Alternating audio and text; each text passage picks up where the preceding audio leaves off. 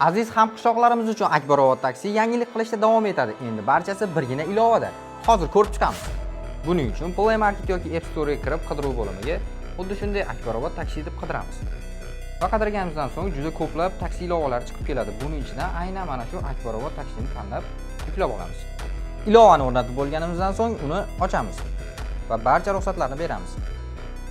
Va quyidagi bo'limga ro'yxatdan o'tishimiz uchun raqamimizni kiritamiz. Raqamimizni kiritganimizdan so'ng bizga SMS orqali kod yuboriladi va ro'yxatdan o'tish uchun kodni kiritamiz. Muvaffaqiyatli ro'yxatdan o'tib bo'lganimizdan so'ng quyidagi bo'lim orqali qolgan barcha ma'lumotlar bilan tanishib chiqsak bo'ladi va bu yerdan chiqib kartadan qayerga taksi chaqirmoqchi bo'lsak, xuddi shu yerni belgilaymiz va mashina turini tanlaymiz. Tanlaganimizdan so'ng buyurtma berishni bosamiz.